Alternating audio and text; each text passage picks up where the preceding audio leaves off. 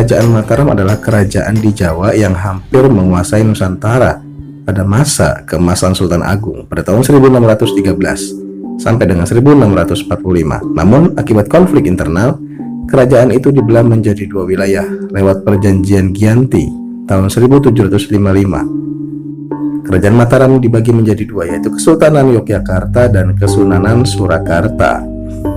Sejak itu, kekuasaan Mataram terpecah dalam kerajaan kecil.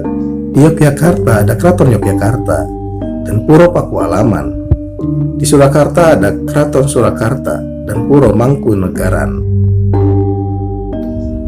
Meski menjadi kerajaan kecil, Keraton Yogyakarta beradil besar dalam sejarah perjuangan kemerdekaan. Raja pertamanya, Pangeran Mangkubumi, yang bergelar Sultan Hamengkubuwono I, getol membangun kerajaan yang mandiri dari pengaruh kolonial Belanda. Perjuangan berdarah-darah kemudian digerakkan Pangeran Diponegoro, cucu Hamengkubuwono I, melalui pemberontakan besar yang dikenal sebagai Perang Jawa 1825-1830. Menurut Peter Carey dalam bukunya Kuasa Ramalan, Pangeran Diponegoro dan Akhir Tataran Lama di Jawa 1785-1855, perlawanan itu bukan didasari perebutan tahta kerajaan yang selalu dimainkan kolonialisme, tapi untuk membela rakyat yang tertindas. Perang terlama dan berharga mahal itu menewaskan lebih dari 7.000 orang pasukan Diponegoro dan sekitar 8.000 orang pasukan Belanda. Perang Diponegoro menggambarkan kesadaran mendalam Yogyakarta untuk Nusantara pada masa itu. Meski berangsur reda setelah penangkapan Diponegoro, api perlawanan itu terus menyala. Selama masa pergerakan nasional, Yogyakarta menjadi salah satu pusat bersemainya kesadaran kebangsaan. Di kota ini lahir Pergerakan Budi Utomo 1908, Deklarasi Sumpah Pemuda 1928, dan organisasi besar Massa Islam Muhammadiyah 1912.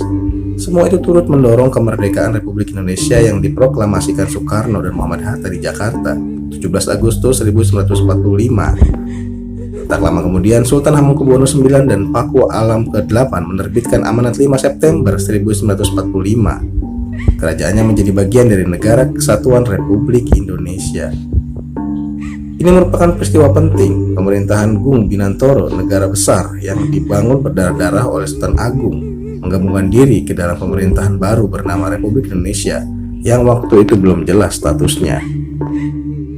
Ketika kerajaan lain menginginkan kekuasaan dengan tradisi tradisional, Yogyakarta justru menyerap gelombang demokrasi dan nasionalisme.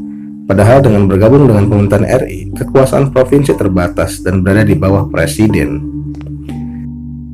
Ketika ibu kota RI dari Jakarta ke Yogyakarta pada tanggal 4 Januari 1946, Yogyakarta menyangga kehadiran Republik Indonesia sebagai negara baru yang belum memiliki legitimasi kuat. Hanya Yogyakarta yang memiliki persyaratan sebagai sebuah negara, yaitu wilayah yang berdaulat, pemerintahan, dan warga. Sultan Hamengkubuwono IX bahkan menyumbangkan dana kepada pemerintah RI, jumlahnya mungkin 6 juta gulden. Itu merupakan the first capital atau modal besar bagi pemerintahan saat itu. Atas jasa-jasa itu, pemerintah Republik Indonesia mengeluarkan Undang-Undang Nomor 3 Tahun 1950 tentang pembentukan Daerah Istimewa Yogyakarta. Yogyakarta menjadi daerah istimewa setingkat provinsi dengan kepala daerah dan wakilnya dijabat Sultan Hamengkubuwono IX dan Papua Alam ke-8.